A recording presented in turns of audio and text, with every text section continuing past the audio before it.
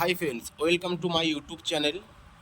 আজকে আপনাদেরকে বলবো এই লোকনাথ বাবা মন্দির সম্পর্কে বিষয়বস্তু, বা কিভাবে লোকনাথ বাবার জন্ম, বা কিভাবে লোকনাথ বাবা কোথায় গিয়েছিলেন, কিভাবে মন্দিরটি তৈরি হয়েছিলেন, এভরিথিং সব কিছু আপনাদেরকে জানাবো। দেখতে থাকুন ভিডিওটা।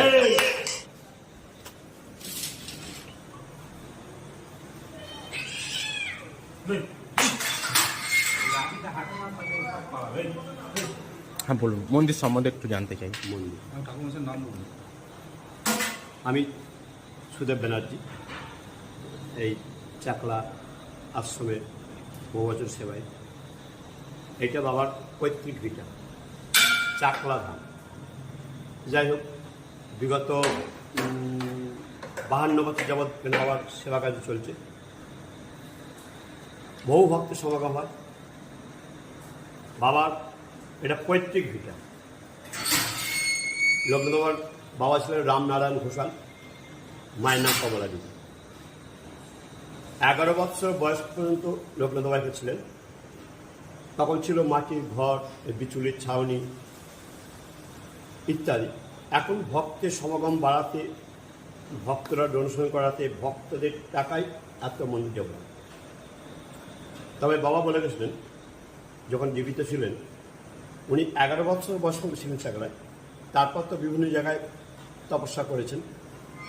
লাস্ট জীবনে ঢুকেছেন বাংলাদেশে, ঢাকা জেলার বালদিতেও নাকি ওখানে উনি সমাধি হয়েছে। তখন উনি বলে গেছিলেন যে আমার বাড়ি চাকলা গ্রামে, থানা জেলা বারাসাত। সেই সূত্র ধরেই লোকনাথ বাবার এখানে মন্দির তৈরি হয়েছে।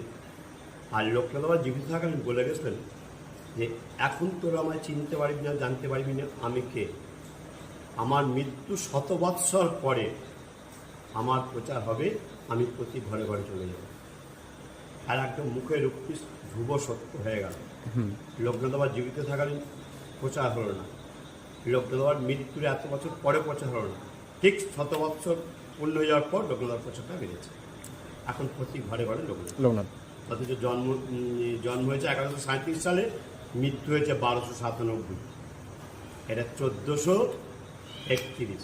আজ বিগত 125 বছর জন্ম উৎসব, কিন্তু প্রচার ছিল না। এই বিগত 20-25 বছরের মধ্যে প্রচার হয়েছে। যাই হোক, আর লোকনাথ বাবার লীলা খেলা হচ্ছে ওপর বারো। গড়ে এখন 2000 ভক্ত সমাগম হয় চাকলার। সমস্ত ভক্তরা বেশিরভাগ ভোগ খেয়ে যায়।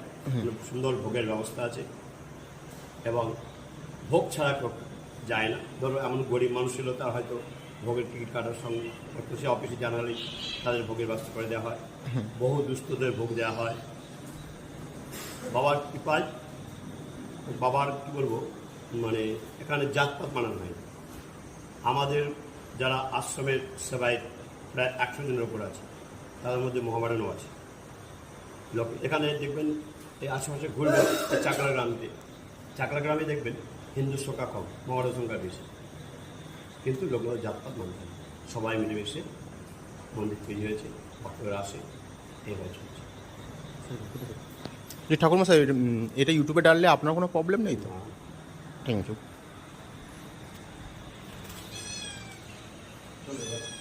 এমন মানব রইল পতি